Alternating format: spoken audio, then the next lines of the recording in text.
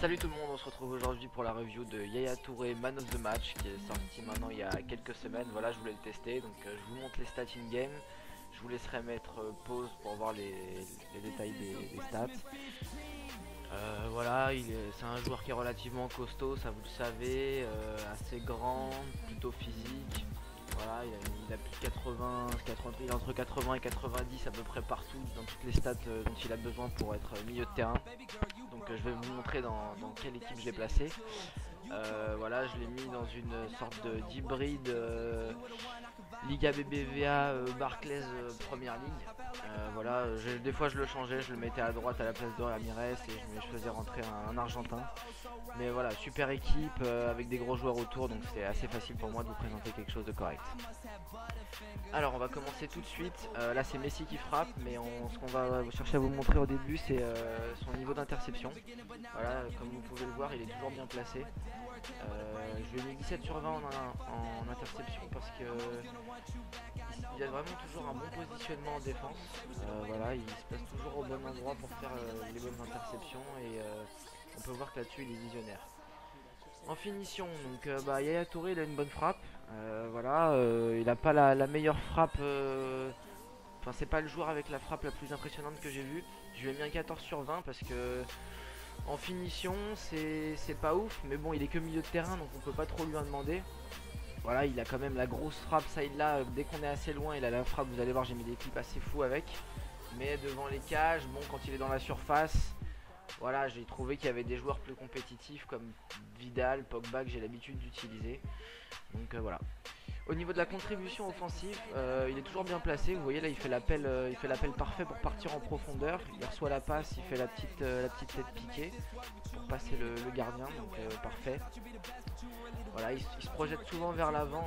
C'est un joueur. Voilà, là il a une bonne finition parce que je fais le crochet qu'il faut, comme avec n'importe quel joueur. Mais il est vraiment toujours bien placé. En force, je lui ai mis un 18 sur 20. C'est la seule action qui lui vraiment. Vous voyez, il se fait pas bouger. Hein. Il y a un joueur qui est sur lui, mais il en a rien à faire. Il est vraiment très costaud. Au niveau des coups de pied arrêtés maintenant, je lui ai mis 18 sur 20 parce que là, bon, j'ai fait un poteau, mais en gros, à chaque fois qu'on tire, c'est très dangereux quoi. Et ça rentre quasiment à chaque fois où ça touche le poteau. Donc voilà, c'est quand même pas mal. En jeu de passe, bon là c'est un tir qui est dévié, je lui ai mis 18 sur 20. C'est un tir qui est dévié, il la reprend, mais en jeu de passe il est vraiment excellent. Là vous voyez, il est à la construction de l'action derrière. Il se projette bien vers l'avant et là derrière, paf, la passe en profondeur, pas trop forte pour aller vers le gardien, juste pour lancer suffisamment Messi dans la profondeur et derrière Messi qui trompe le gardien du pied gauche assez facilement, hein, évidemment. Là, la petite passe parfaite entre les deux joueurs dans les pieds. Messi enroulé, pleine lucarne. Rien à dire. Là, je suis désolé pour la qualité de ce clip. Je pensais pas que je l'enregistrerais. Finalement, j'étais obligé de l'enregistrer parce qu'il est juste magnifique. Je lui ai mis une bonne note aussi en long shot, un petit 18. J'étais entre 18 et 19. Franchement, ce clip-là, il est magnifique. Dès que vous êtes un petit peu en position de frappe, là, vous voyez, il n'est pas attaqué. Il arme, il frappe et franchement à chaque fois c'est dangereux. Là bon, le goal il est complètement aux fraises, hein, je vous cache pas, mais voilà, dès que vous avez l'occasion et qu'il est en position de frappe, il a vraiment la grosse frappe. Il doit avoir 87 en long shot et en shot power aux alentours de ça, donc c'est quand même pas mal. Donc n'hésitez pas, surtout je le trouve meilleur en long shot que près de la surface, parce qu'il a la balle qui est suffisamment flottante avec un bon effet. Et vous voyez là, on voit bien la balle elle part dans le ciel et elle retombe parfaitement derrière le gardien comme il faut.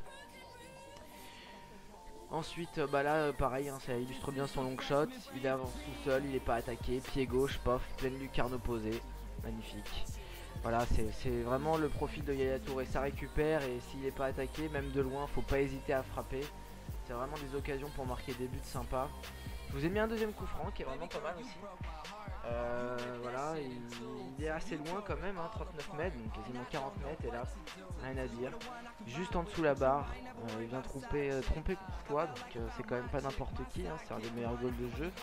Voilà, quasiment pleine lucarne, c'est du grand Yaya Touré, quoi. Vraiment, je vous ai dit, pour les coups de pied arrêtés, c'est injouable, donc n'hésitez pas à...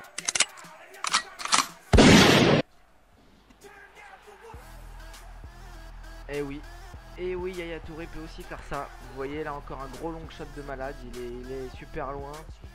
Il a la construction à la récupération, il fait le 1-2 et derrière, la grosse frappe. pleine lucarne. Voilà, le goal peut rien faire. Je crois que c'est le plus beau but que j'ai mis avec lui, donc je vais laisser pour la fin. Franchement, Yaya Touré m'a vraiment fait kiffer. C'est peut-être pas le meilleur joueur à ce poste parce que voilà, j'aime beaucoup Pogba et Vidal. On va voir ça justement avec les points positifs et les points négatifs. En point positif, j'ai donc mis la force, voilà, parce qu'il est quand même assez costaud. Bon, il pourra se faire bouger par certains joueurs, hein. Il y a plusieurs fois où il s'est fait retourner, mais bon, dans la moyenne, épaule contre épaule, il tient quand même très bien parce qu'il a 91 en force.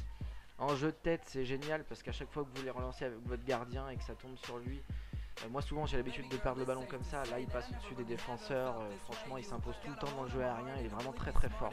C'est là qui m'a vraiment impressionné aussi. Je vous ai montré aussi un but qu'il a mis tout à l'heure de la tête. Voilà, il a quand même une bonne stat en tête. Au niveau du jeu de passe, c'est parfait. Il fait toujours les passes justes, que ce soit dans les pieds ou en profondeur, passe courte, passe longue, il est vraiment très bon. Concernant le placement offensif et défensif, il est exceptionnel. Il est toujours au bon endroit au bon moment. Je crois que ses contributions sont élevées, ce qui lui permet d'être à peu près partout sur le terrain, à la fois à la récupération et à la fois à la construction du jeu, donc c'est vraiment parfait. Concernant la puissance de frappe, vous l'avez vu, hein, j'ai mis quelques long shots avec. Franchement, dès qu'il est en position, un peu loin surtout, n'hésitez pas à frapper. Quand il est aux abords de la surface, souvent ça c'est stoppé par le gardien. Et si vous êtes vraiment loin, n'hésitez pas à bombarder, ça part tout seul. Et au niveau de la vision du jeu, voilà, il a toujours un petit temps d'avance, on a l'impression, il est un peu à la Pirlo. Vraiment le joueur toujours bien placé, qui a un bon flair, qui sent les bons coups, voilà, qui sent où est-ce qu'il doit être à chaque moment, donc vraiment très intéressant.